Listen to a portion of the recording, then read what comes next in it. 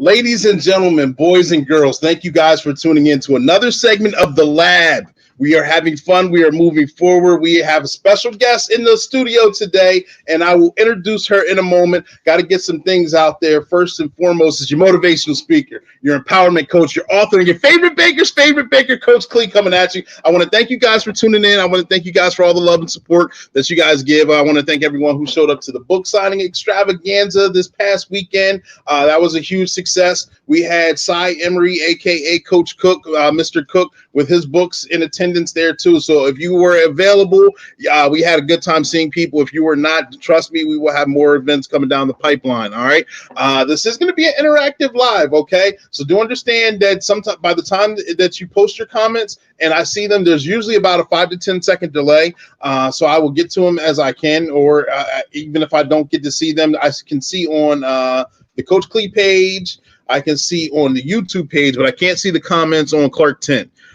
So if you make comments on there, I'll do my best to check that. But we will acknowledge the comments after the show as best as we can. Okay. So keep your comments coming. If you're looking for that shout out, let me know your name and where you're from in the comment section. I'll give you that shout out that you're looking for. All right. But right now, I need to know what the energy levels are. I need to know what the energy levels are like. So if you had a good day today, I need you to put a 1 in the comment section.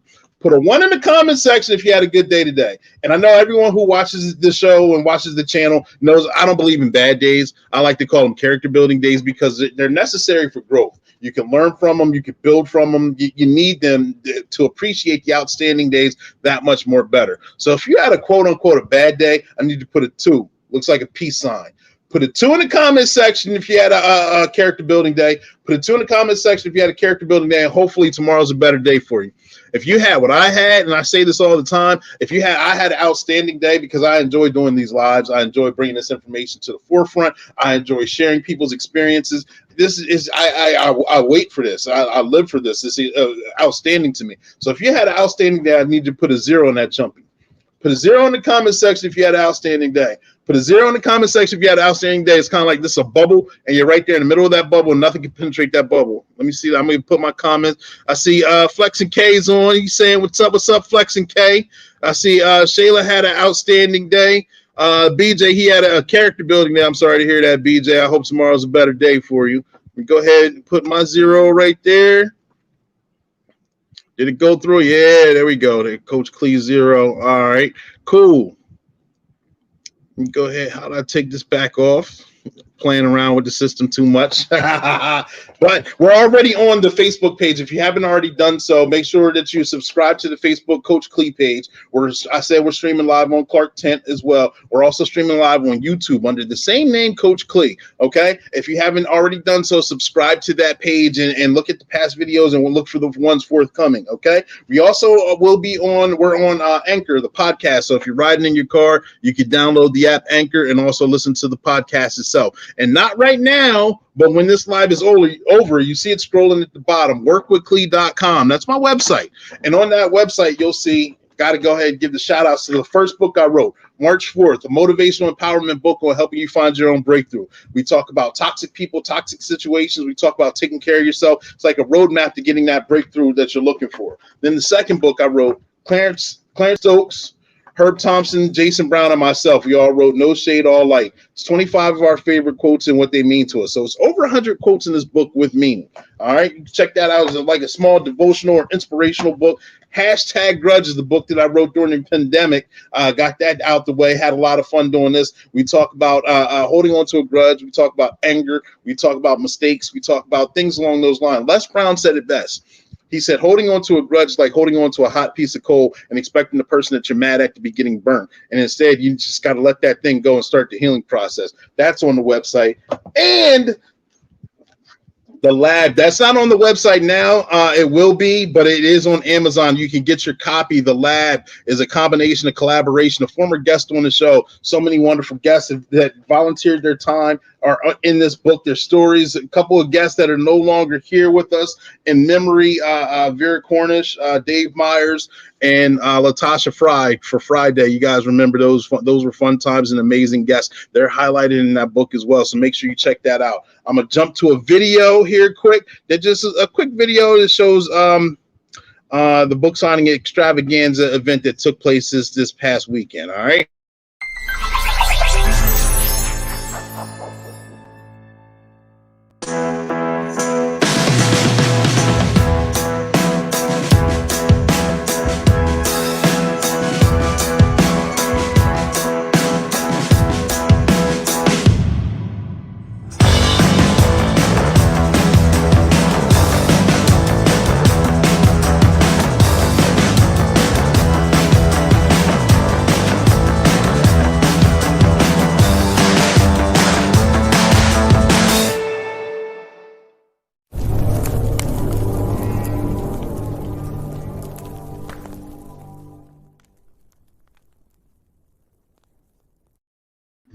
And those are just some of the few brave souls that came out. And go ahead and take that away. Some of the few brave souls that came out and got their copy of the book. But I'm going to jump to the portion of the show that is for Shayla. Shayla Showcase.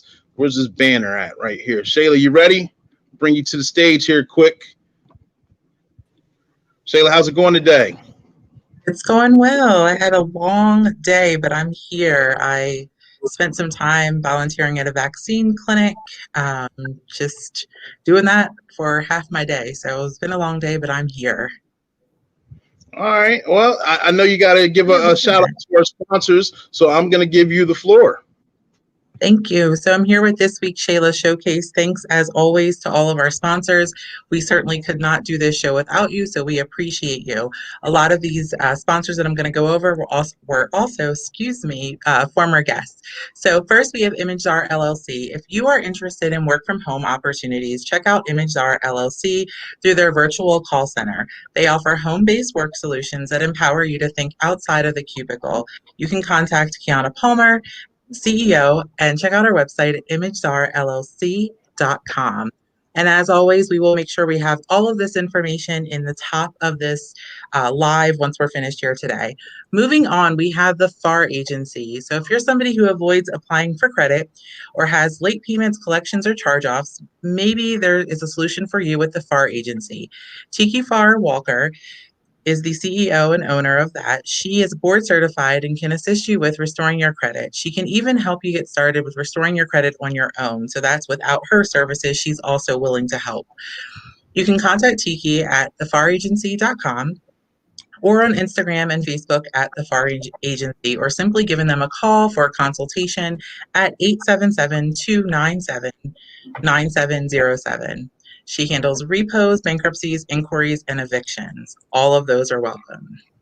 Then moving on, we have Premier Accounting Associates. So if you're an individual that needs accounting support for yourself or your business, make sure you contact Kendra McDowell, owner of Premier Accounting Associates. She offers services in bookkeeping, accounting, and QuickBooks. She is having an upcoming seminar called Eat the Frog. So if you're a person who procrastinates or puts off tasks like Coach Klee, make sure you check out this seminar. Also, be sure to check out her free success newsletter by visiting her website at premieraccountingassociates.com or give them a call at 717-477-3284. And I saw Coach Klee try to pop on here real quick, but I'm going to keep on speed game.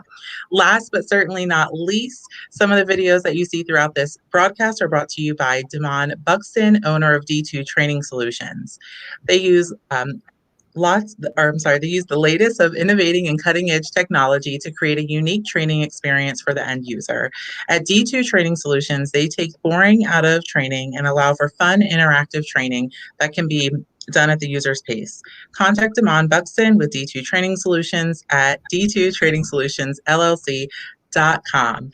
And last but not least, we always like to make sure we give a shout out to Jay Moore, who keeps our website up to date. So we always appreciate his support. Got to meet him in person at the book signing. And thank you again to everybody that came out to that. We hopefully will have another opportunity for you to come out and get your copy of The Lab in person with Coach Klee, and you'll get to meet me too, because I know you'd rather meet me than Coach Klee. But anyway, my chapter is one of the best chapters. I won't say the best one because there's a lot of really great people in there, but we will share those details in the next couple of weeks. And that's all I got for Shayla Showcase. Your chapter is chapter 20, isn't it? Sure is. Yeah, I know you got in a couple digs in there too. I was about to have you exit quick, but you know. Yeah, I saw you pop on the screen, and I was like, he can't even say anything because I'm still talking.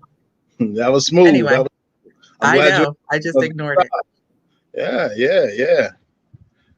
Guess what though? I'm done.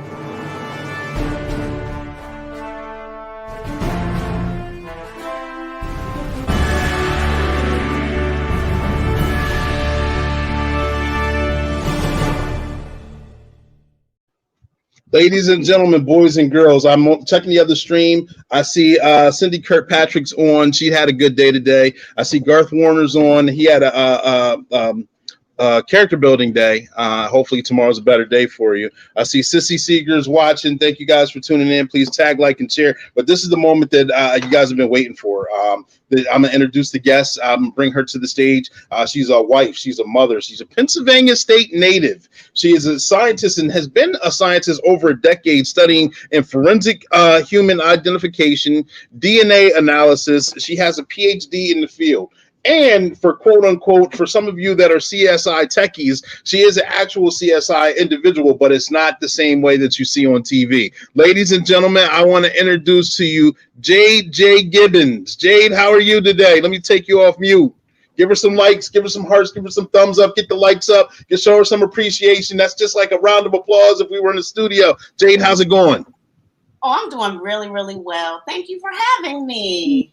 Absolutely, absolutely. A friend, a high school friend of mine that through life and travels, we've lost touch. And I'm not going to say what year we came out of school here and now that we're live, but it's been a few years. But it's nice to see you doing very well. Nice to see you successful. Nice to see you in the field. And I'm glad that I could put you on the platform where you could share this experience. Well, thank you again, and I'm just glad to be here. So happy. There we go. So tell us a little bit about yourself. Yeah, so as you mentioned, I am a Pennsylvania native, and I went to high school with you, went to Susquehanna Township High School, and many, many, many moons ago. But I've always been really, really, really big into science. And it's funny because whenever anyone asks me how I came to be a scientist, I always have to recall an incident that had to do with me going to McDonald's. And yeah, it's so crazy. It ended up with me ending up in the emergency room. Now, no shade on McDonald's. I'm not trying to tell people not to go there anymore. But I had a food poisoning situation, and I heard the doctor say, oh, there was a toxin in her blood. And I'm like, what is a toxin? So even back then, I was good at researching. So I looked it up, and I was like, well, I want to make sure no one else has a toxin in their blood. And so as it turns out, I was like, well, maybe I need to look into toxicology. Okay. So, I had a really, really good high school chemistry teacher, and I loved chemistry. So I was like, well, when I get to school, I'm a major in chemistry, and I'm going to study toxicology. And okay. So, as it turned out, the school I went to, they had a toxicology class, but I had to wait until maybe my junior year. And so I was like, okay, this is what I thought it was. It's chemistry. It's how things affect the body, how chemicals can affect the body and make people sick or whatnot. So I ended up going to graduate school, and the program that I applied to it was a combination of environmental toxicology, cancer biology, and I'm trying to remember, and immunology.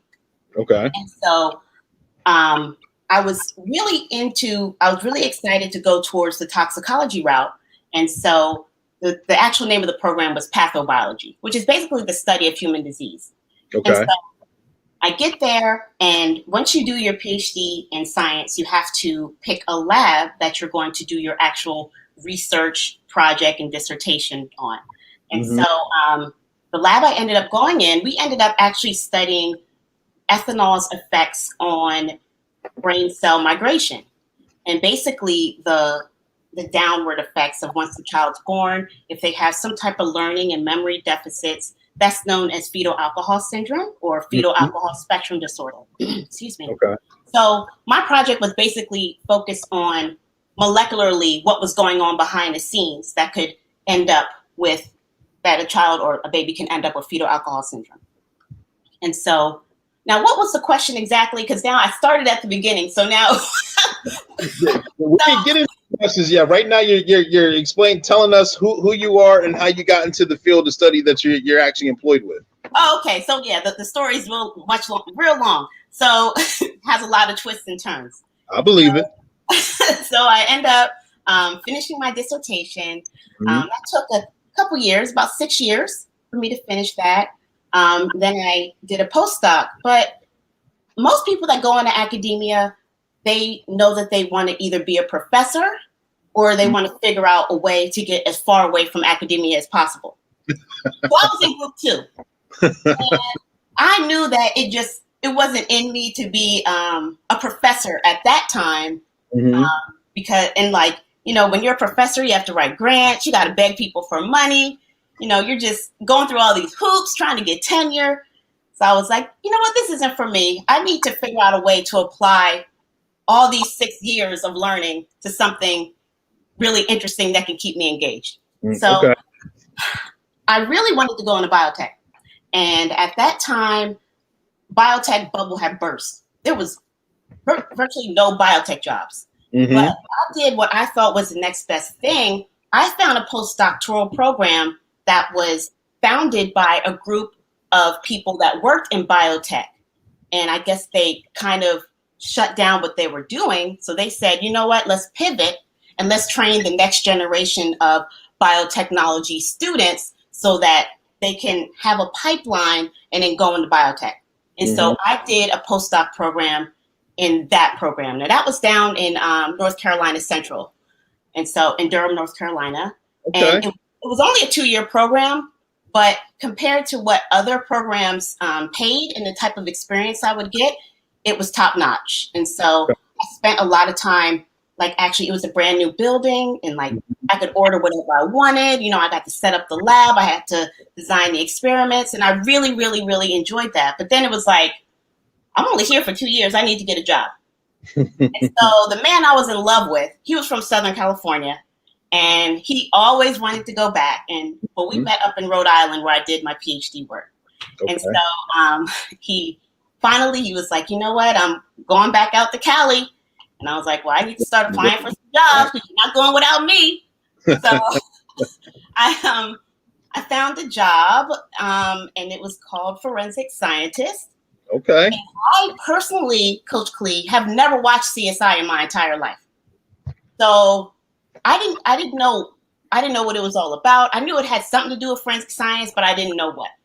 And so I was like, okay, I'm just going to apply for this job because they're literally doing the exact same biology experiments and using the same techniques, the same instrumentation I'm using, except somebody really, really cares about the results.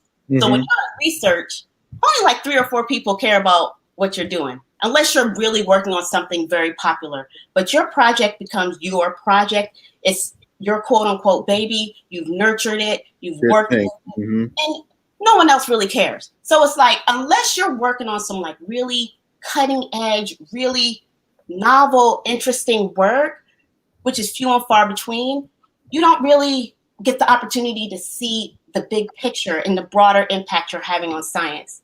However, with forensic science, people want to know the results of your data and your experiments.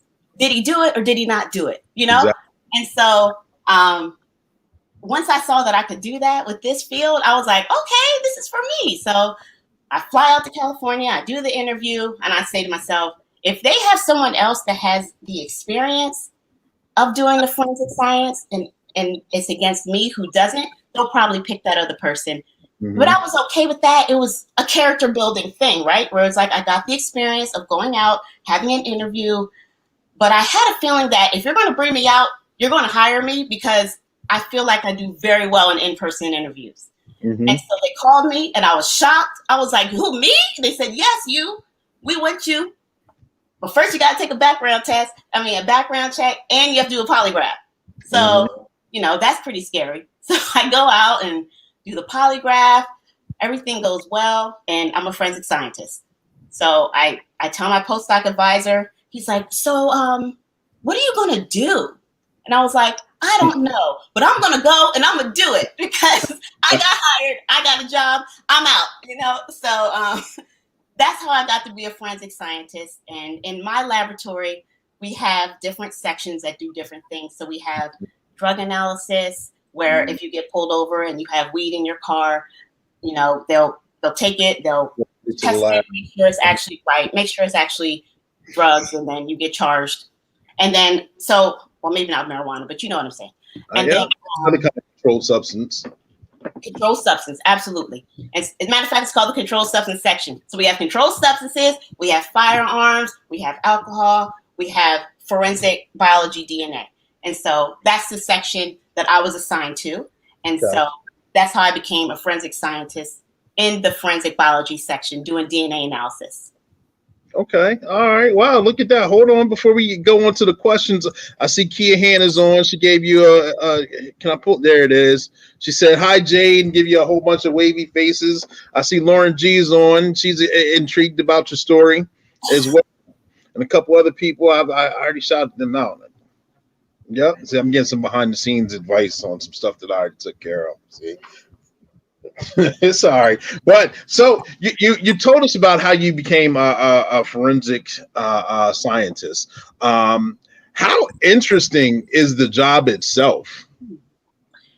So whenever I meet someone and they're like, oh, so what do you do? And I say, I'm a forensic scientist. They're like, what? A forensic? Yeah. What? Oh my God. I'm so interested. What is it? Okay. So it's just like every other job. You learn it, you do it the best you can, and you go home. Now, the thing about forensics is that, especially in DNA work, people's lives hang in the balance. Okay. So the job is, it is an interesting job. It's always different. So each case is different from the next. So you might have a bunch of burglary cases, but there's always going to be different circumstances. So it's always different, but the stress and strain of making sure that you do everything right and that you're doing the right thing is heavy. And so it's just one of those things where it's like you have to be ready for the responsibility of someone's lives hanging in the balance. Because not only do you have the victims to worry about, you have the suspects or the accused to worry about as well. And so one thing you never want to do is consume evidence and then can't go back if something goes wrong, or Right. Make an interpretation that could have been interpreted a different way. And so it's a challenging job. It's pretty fast paced at times. My agency, my agency covers an area of about 150,000 people. Ventura County is a large county with a lot of different agencies, and so they all bring all their evidence to us, and then we analyze it. And so we have a lot of different type of cases we work, a lot of different people we serve, and so it's just one of those things. You just really have to be ready for the mental toll that it takes to be sure that you're doing the right thing at every time.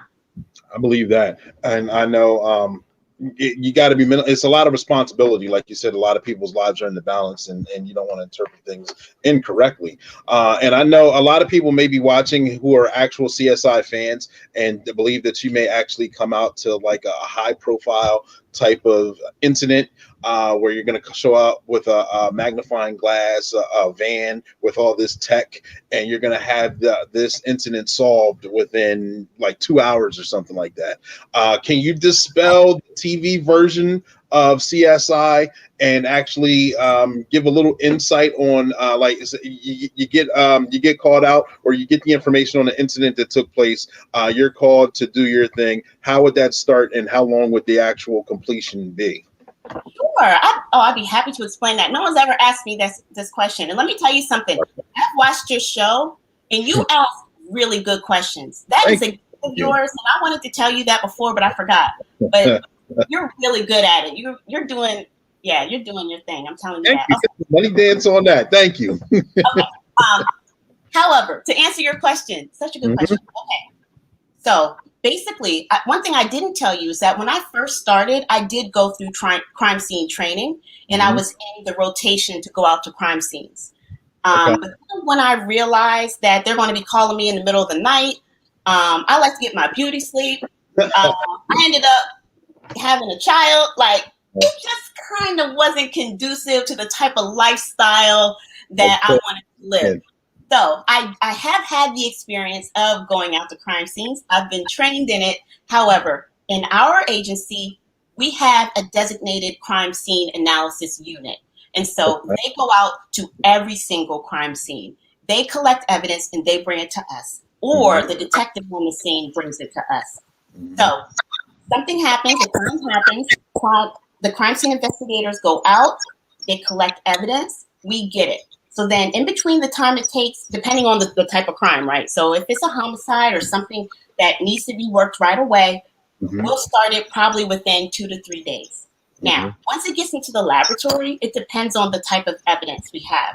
So if it's something that needs to be looked at and like screened and trying to find certain stains and trying to do certain tests on them, depending on what it is, it can take a week or two. Once we have our evidence together, then we have to actually do the actual laboratory work, like actually DNA extraction, and then actually trying to see if we can identify who's on this piece of evidence. So all of that takes about a week as well. Okay. Now we're up to about 3 weeks. So then, depending on how long it takes to write the report up, how long it takes to get it reviewed, how much work everyone else has, we could get, if there's a person of interest on an actual item, and if we can get a full profile from that person, it can take about a month. But that's being generous. Usually, it takes about 2 months to 3 months for very complicated cases. And so nothing gets solved overnight unless the actual officer saw the person committing the crime and they could grab them right then and there. Other than that, if it hits the lab, it's taking at least a minimum of a couple of weeks. Now, if we rush it, which no one likes to do, because then you're prone to error, right? But like if you rush it, I've gotten cases out in 2 to 3 days. But that's just only dedicating myself to that. I'm not doing anything else. I'm not reviewing. I'm not doing anything with my peers. It's only straight up this case, this analysis, this report, it gets reviewed, and that's it. So it doesn't happen quickly at all. Right. And so let me ask you this, if you can elaborate on this part. Say you get some sort of homicide or violent crime, or some sort of overdose involving some sort of illegal substance or anything like that, or maybe even a rape or something where you have, you can get DNA, or there's some sort of, I don't want to use your terms, it's what you do. Can you take us through that process on how you can separate whatever kind of bodily fluids you may need to get, or hair follicles or blood, and go down the path of determining if it was a certain suspect or if it was not a certain suspect? Absolutely. So let's just take a sexual assault. So the victim, she will go to the hospital, and they'll do a special exam on her, where they will take swabs from various parts of her body. And then once those swabs are labeled and collected, then they will go in a kit. They call it a rape kit, where they will, or a sexual assault kit, where they will have all these swabs, and then those get sent to the laboratory. Once they get sent to the laboratory, we have a technician that then goes through, looks at each of those swabs, and then puts them into individual tubes. So then once they're called inventory, right? So then once the swab's been taken off the sticks and the cotton portions are put into little tubes, that's when I get them. So then I'll read the report, and I'll determine what are the best items of interest to start with. We have a lot of cases. We can't do every single thing in that type of case. Unless it's a child case. If it's a child case, or if it's someone who is incapacitated and can't speak for themselves, then we will do the entire kit. So sometimes that's like 5 swabs up to like 20 swabs. And there's 2 to 3 swabs taken from each area. So, we're getting up there in sample number. Right. Once we have our swab portions, we then take them and we put them on what's called a DNA extraction robot.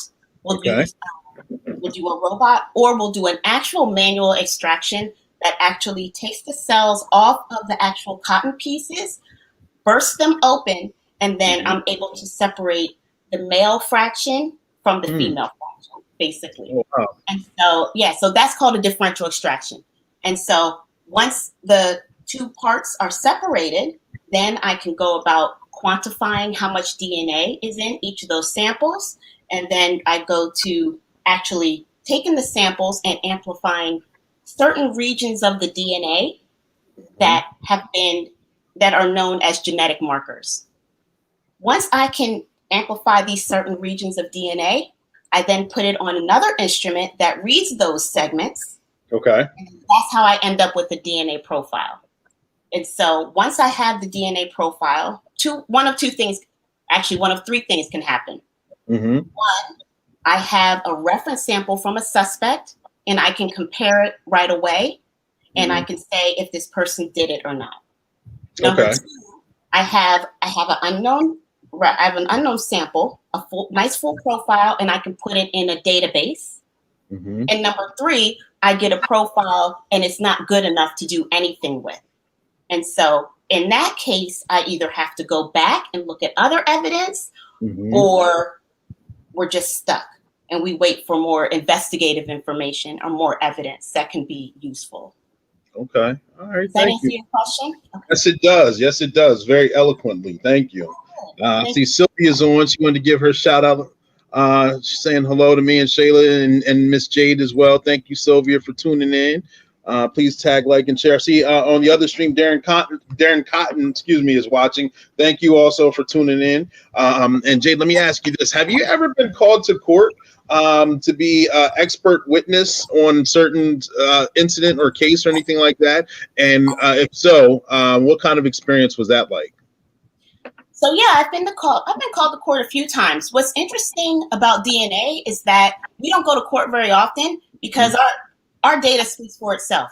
A lot of people, especially defense, they don't want DNA experts in there because it's like these stats are very clear. Yeah. This is probably this person.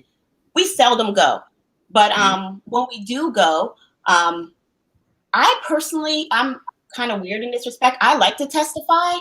And I've only done it a few times. And so to me, it's not a nerve-wracking thing. To others, they get very stressed out and worried. But I'm not afraid to tell someone that I don't know an answer. I'm not afraid to say that's out of my scope. To me, it's like, this is my chance to actually showcase what we do and how I got an answer. And if I can help a jury understand things better, then I'm all for it. So for me, it's more of an exciting experience than it is a scary experience. But I can understand why people would be scared because some defense attorneys are out there to kind of do a gotcha, like try and discredit you as best they can. Discredit you as much as they can. Try to get you to say something that isn't true. They'll try to say the stats in a way that are incorrect, and you have to figure out a way to say it the right way without being disrespectful.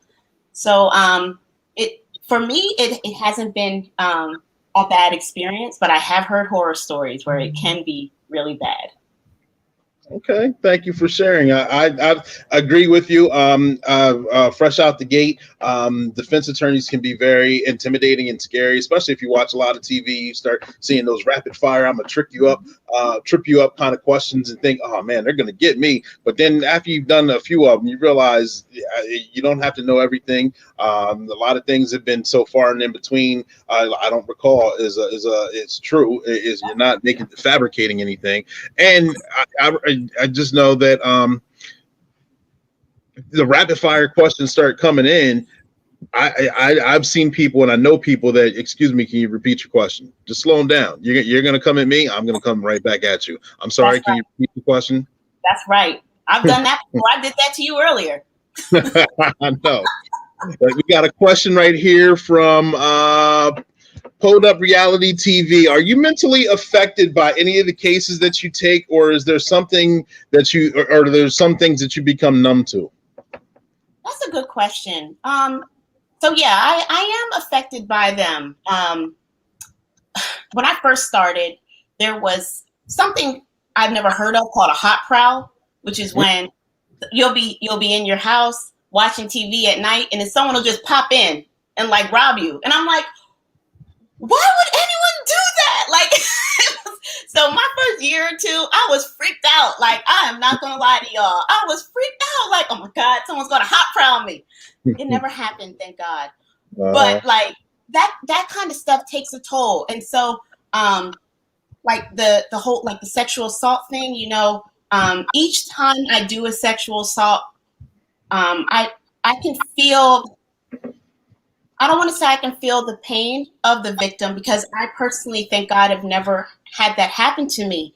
But I do feel the weight of trying to figure out what happened and trying to get an answer. And so for those type of cases, we really do as much as possible to get what we can. As a matter of fact, I've had cases where I've worked on them for a year just because I'll do something and I don't get anything. I'll do something else and I still don't get anything. And then I'm going back and I'm doing more. Matter of fact, I had a case where I did two or three rounds of the swabs. And then finally, my boss, who was brilliant, she was like, I think you should look at this other piece of evidence. And by this time, I'm 5 reports in and I'm tired. And I'm like, okay. And that piece of evidence had everything I needed. I could put a profile into the database, and I helped this victim. And I'm so glad that she pushed it, because I had already done so much work and we only have so much time. But I'm so glad she did, because I got something. And so, I spend a lot of time. I don't let the cases consume me. Like, I don't spend time worrying a lot, but I do think about, okay, if I'm in a situation, what can I do to possibly get the most amount of evidence I need from the suspect? Like, I will go through that kind of thought process sometimes, but I don't let it bring me down or alter my daily activities, so to speak, at all. But those hot prowls were scary. But other than that, yeah, I just really want to do the best I can for the community and just help the victim as much as possible. And I mean, I know I'm personally very proud of you. I know I remember you from high school and being a very young juvenile, and we not mischievous or anything, but to see you now is very impressive. To see your drive, to see you be satisfied on helping victims of cases that you pull through on your end and show some sort of accomplishment and at least some sort of satisfaction for you and them is commendable. Oh, and not only me, Charity Cates says that Dr. Jade is the truth. She wants to give you that shout out right there. Thank and you. See Vandy is watching on the other stream as well. Thank you for tuning in. And you discussed a lot of things, and you took us from court, you took us to scenes, you took us when you were what'd you say, a hot call, or what is it? Oh yeah, the equivalent to like a home invasion. While I'm awake, eating popcorn on the couch, watching TV, like that's just so rude. Like, come on, this is my sanctuary. You gonna bust in here? Oh no, take that somewhere else. Exactly. Yes, or don't do it. So let me ask you this. What gives you the inspiration and motivation to keep moving forward? Is it, like I like to say on the show, to keep marching forward? But I mean, every day you wake up, you got to go to work, you got to go in and do a good job. It seems like that you can't really have a down day or an off day. You want at least to bring your A game to every single piece of evidence or every case that you have, because it's important. And like you stated before, you don't know how every piece of evidence can be important, where the pieces you were looking at on one angle weren't giving you the answers that you needed, but one that you kind of mentally or physically discarded for that investigation gave you all the answers. What gives you the motivation to keep moving forward? Yeah, what keeps me moving forward basically is just my drive to want to help people. That's like why I do what I do. Like, I literally just enjoy helping people and being a part of the solution, And so any way that I can do that is a plus for me. And so just knowing that I'm able to like do really nerdy science and like it actually helps people and people care, that's huge. And so, that's what's kept me doing it for so long. And you said I've been a scientist for, so if I would count, I've been a scientist since probably graduate school, right? So that'd mean almost like 2 decades now. Wow. And so to find a way to like use science to like help and serve the community is huge. And so that's what keeps me going and what motivates me to get up. Now, there are days that are hard. And on days when, for instance, if I was up late, like with my kids, or like if I just went to bed late, or I'm just tired, I'm not feeling well, I'm not going in the lab those days. Those days I'm doing desk work. Those days I'm doing other things. I'm doing reading. some type of like career development. Like, I'm not going to go in the lab if I'm not at my optimal performance level, because that's how mistakes happen. And I cannot make mistakes, especially with items of evidence that once they're consumed, that's it. Yeah. So for me, I know when to hold them and I know when to fold them. Like, if I know I'm not at my best, I'm not doing it. If it's a rush and something needs to be done, I'm figuring out a way to rest and then hit the ground running the next morning, because it's just not worth it. It is not worth it to go in and try to do something, to get something done, knowing that your mind isn't right or your heart isn't right at that day. And so my job is flexible with that respect, where it's like, if I know I can't do it, I can ask either for someone else to do it, or I can put it off until the next morning, hopefully. Okay, good. That's a good aspect. I know, kind of like if you have a mental health day, or like you were talking about, or like one of the questions are, how do you detox, or is there anything that you're numb to, or is there anything that affects you? Like, we're people, 100% thing. We have emotions. We get sick. Things do happen where you cannot take on certain things at certain times. So to have that flexibility, knowing like, today's it's not going to be my A game day. So I need to go ahead and I need to digress so I can prepare for myself tomorrow to get myself mentally prepared and physically prepared to take on this situation and do my best. And that sounds like exactly what you were saying. Yes, yeah. Absolutely. I like that. But let me ask you, if we could build you're a scientist, and if you knew Doc Brown from Back to the Future, and the two of you could build a DeLorean and go back in time, let's say about 10 years or so, and you could talk to your younger self, what kind of advice would you give your younger self? Okay. So like 10 years ago, let's see. All right, look, let's do 20 years ago, okay? Because I'm that old. I was trying to be nice, but let's go ahead. Look, I'm here to keep it real. So let's say it's 20 years ago, and I'm let's just say I'm finishing up college. And I know that I want to get my PhD.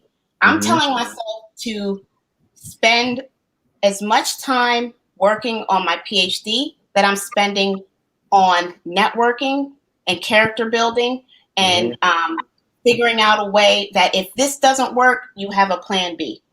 And so I spent a lot of time focusing on just being a scientist, when I feel like I could have spent more time developing other aspects of my talents and skills.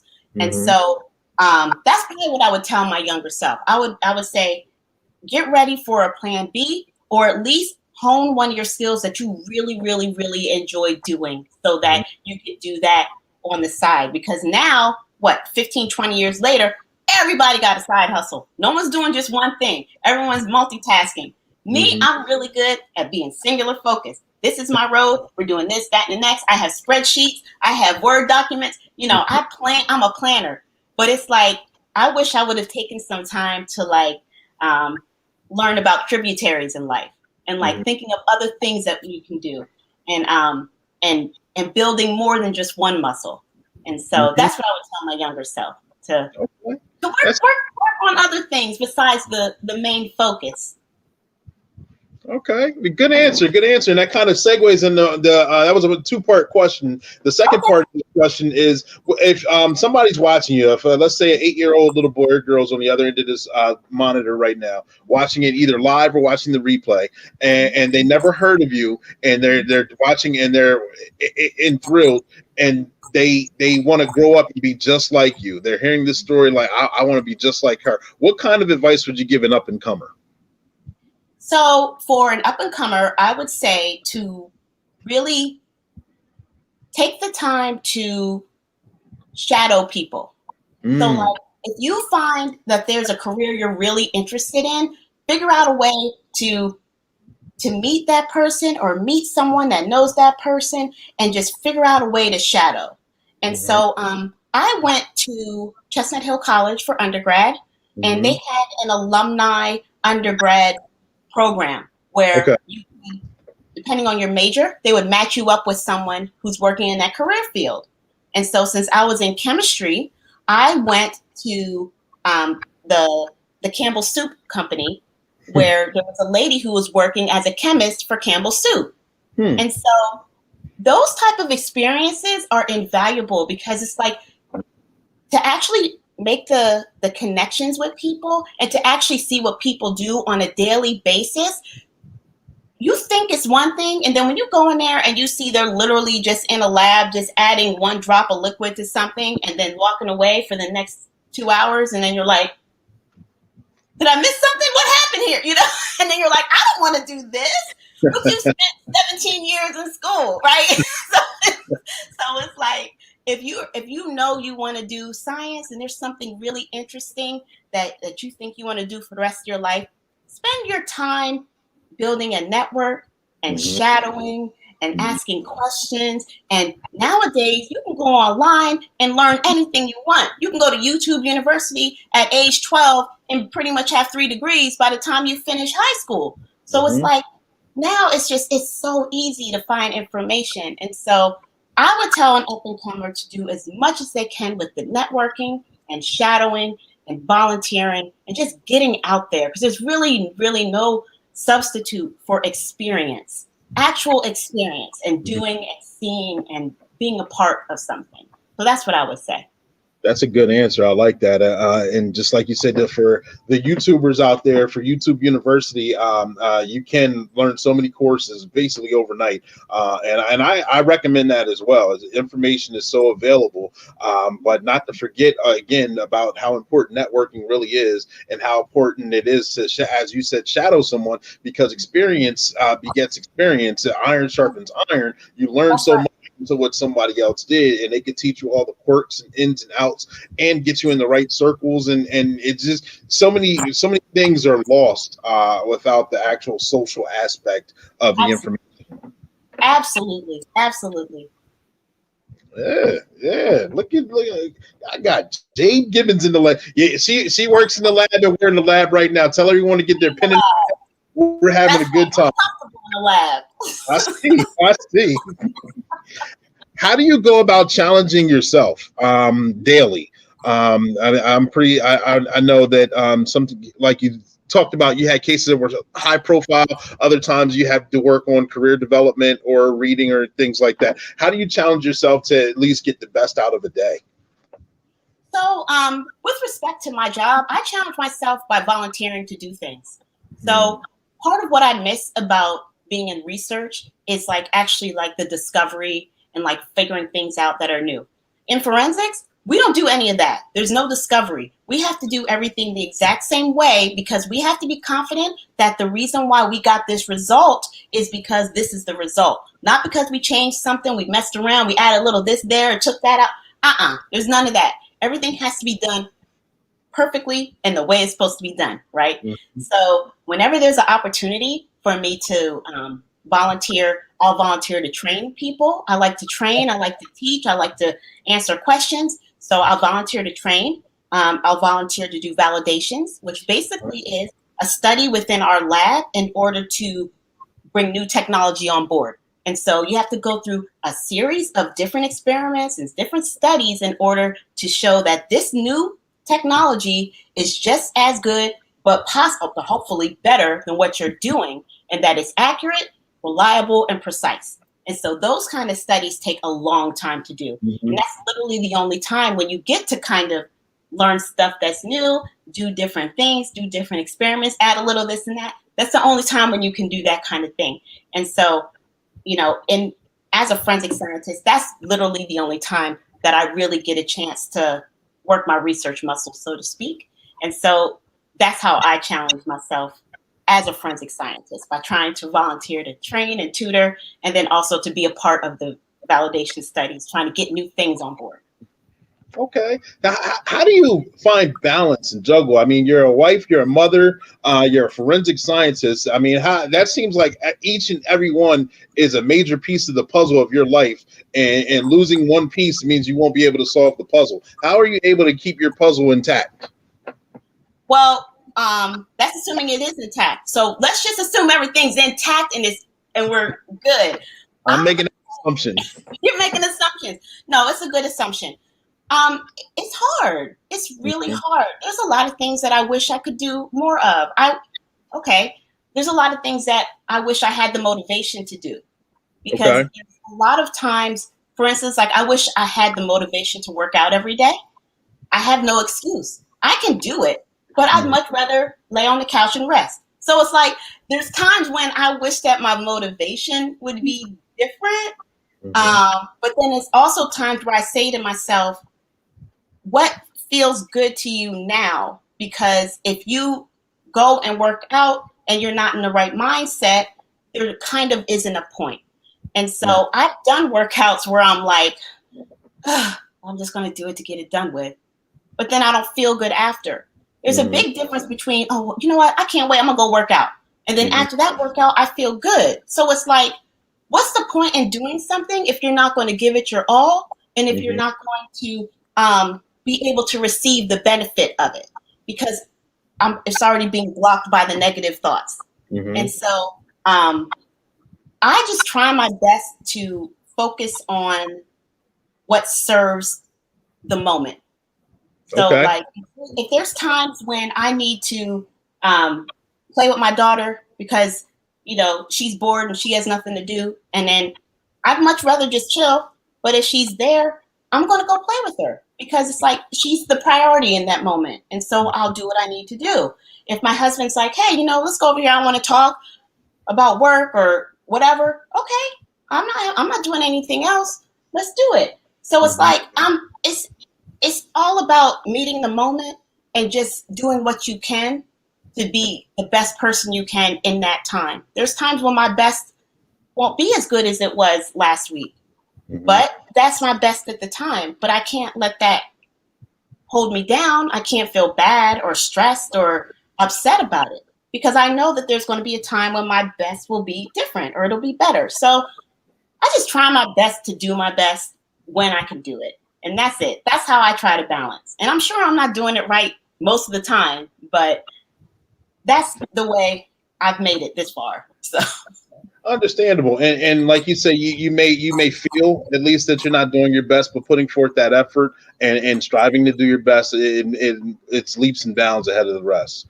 So I'm pretty sure, even though you're being very humble and downplaying it, I would assume it's safe to assume that you're very effective and very, like I said, effective in each and every aspect of your life. Well, thank you. I received that. Welcome. Let me ask you this. Has there been a particular book or a particular person or story that has influenced you or changed the course of your life? You were geared toward on this straight path right here, and then that moment, that defining moment, had you could have either gone right or left, and you went that way. Could you explain that experience in that situation? Well, I was prepared for the book question, but then I can, you know what? I wrote down the book, so let me answer the second part of the question. Okay. But don't be studying my lives and preparing for the questions and all that. That's not fair. Oh, it's not. Well, it's out there, so I'm ready for it. I'm a preparer. I told you I like to plan ahead now. So, what you got? So a defining moment. So, I think a defining moment for me probably was after I finished my PhD. I kind of felt like there was nothing I can't do, and so after that, I just decided that I'm just going to go for whatever I want, you know? And so I tried to get a job in biotech, but now looking back on it, I didn't do it the right way because I should have been making connections and like fostering relationships to get into biotech. You know what I'm saying? But you don't know what you don't know. So I didn't know that at the time. And so now, in hindsight, while I felt like I could do anything, now I know that there's certain steps that I could have taken to possibly get to that outcome. But it doesn't mean I didn't go after things because right. I knew I could do whatever I wanted to do. because getting a PhD was literally the hardest thing I've ever done in my entire life. I believe and so, I mean, there were many times, and this is one thing I definitely wanted to say. When you're a Black female in the sciences trying to get your PhD, unless you are absolutely brilliant and you don't need any outside influences or any help, maybe you're like that. But like, you could be any race or any gender and be fine. But there is something about being a Black female PhD student that makes you feel like you're never good enough. And unless you have a really solid network of support, it is virtually impossible to make it. And so I was blessed to have people that were looking out for me all throughout my PhD. And I can look back on them and say, there's no way I would have made it through without this person, that person, and that person sitting down with me and mentoring me. And the importance of having a mentor when you're in the sciences is huge. It pretty much outweighs everything else. Because without that support, you can make it, but you probably won't. But the point is, what I'm trying to say is to make sure that if you're going to go into the sciences and you're going to get your PhD, that you build yourself a network. And that's the biggest thing you can do for yourself to make it through. So, like I said, after I finished my PhD, I was like, okay, that's it. You can't tell me nothing. If I want to do it, I'm going to do it. I'm going to figure out a way, and I'm going to try to do it. I'm going to research the heck out of Google, and I'm going to figure out how to get something done. And that's it. That's probably the biggest pivotal moment. Now, one of the best books I ever read is called Drop the Ball. Okay. Now, are you familiar with this book? I'm sorry to say, it Drop the Ball by who? Tiffany Dufu, D-U-F-U. Okay. No, I'm not. I've never heard of it until now. Okay. So basically, it is about a Black woman who was working a really high-powered job. She got married. She had 2 kids, and she was absolutely frazzled, stressed the you-know-what out. And so she figured out that she had to just drop the ball. Basically, what that means is that she figured out a way to prioritize what's most important in life to get done each day, what can be delegated to her husband, what can be delegated to the village, what just won't get done. That's the drop the ball column, So it's like, when you take the time to really figure out what's important and what needs to be done versus what you want to get done, it just makes life so much easier. And then that comes to a whole balance question, right? Where it's like, I know I can't get everything done, but these kids got to get fed and we got to make money. So those are the top 2 things that need to get done every day, right? And so when you start to figure out what the priority is, it makes it a whole lot easier to balance and keep things in perspective. So I recommend that. Yeah, I'm gonna have to check that out. I've read in other books before, having laser focus mentality, where you focus on that one thing, and some things just won't happen, but the important stuff that has to happen throughout the day, you will get done. You will find a way to get that done, or someone in your plan, your circle, your village, as you called it, will help you get that done. But certain things just ain't gonna happen. And should not happen, because you're on point. Your focus is focus is very laser and direct, and you're going after that thing. Yes. And Lauren G, that you came prepared, just like you said. Yes, she did. And it got the Matrix 220 on here saying your network increases that net worth, which is very true as well. Yes. Yep.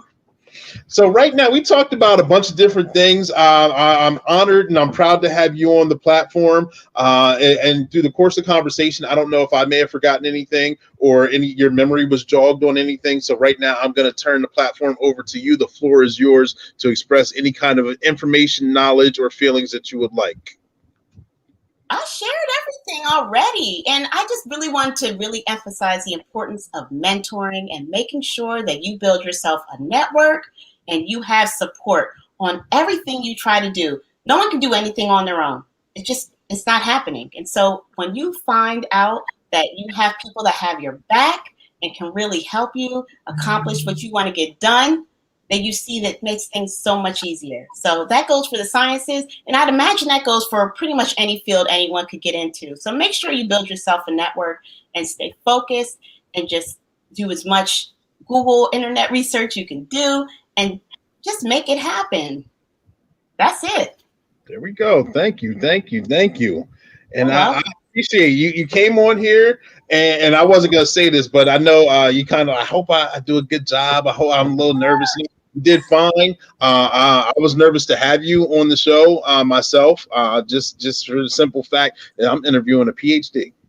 Oh, please. It just means I went to a lot of classes and did a lot of writing.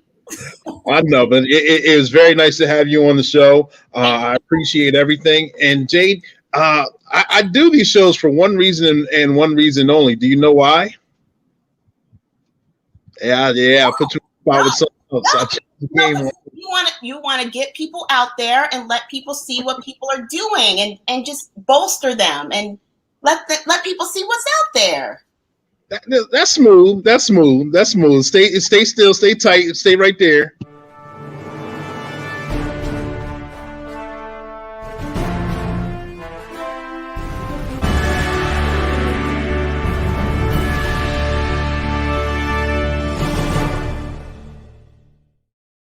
Since she studies the show and was prepared, I tried to put her on the spot a little bit. But everyone who watches the show, you guys know that I do these shows because I put on.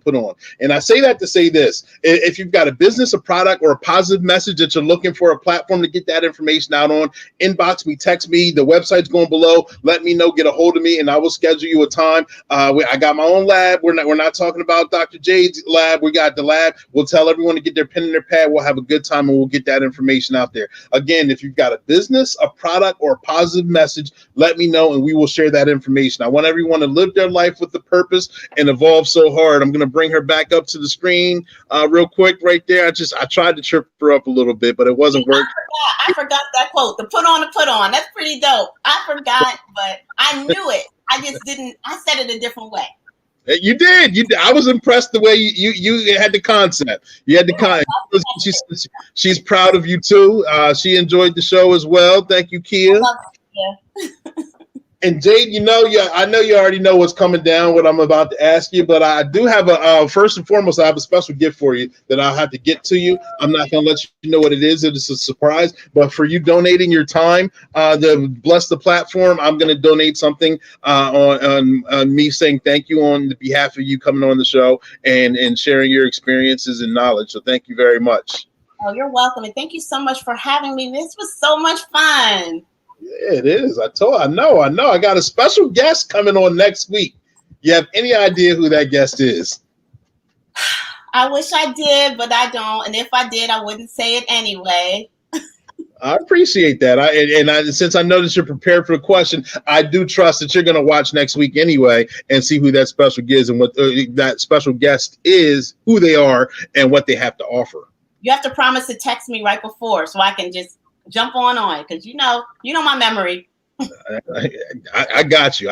We're going to tune in. We're going to get that thing done. Thank you guys for tuning in. We appreciate you. If you have any questions, keep your questions coming on the stream. I will make sure they get answered. I want everyone to live their life with the purpose. Stay safe. Continue to wash your hands. Thank you guys for tuning in. Here we go. One more comments from Sylvia. Thank you, Dr. J. Truly inspirational. You're welcome. We got to end the live doing one more thing. You remember what it is? Yes, I was waiting for it. Well, let me know. Start it off. Oh, no, you're the host. I'm waiting for you to start it off. Well, it's your motivational speaker, your empowerment coach, your author, and your favorite baker's favorite baker, Coach Clee, coming at you. We're going to end the show doing the one more final thing, and that's the money dance, hitting them with the 2 fingers, and we're out of here. Have a great day. Peace.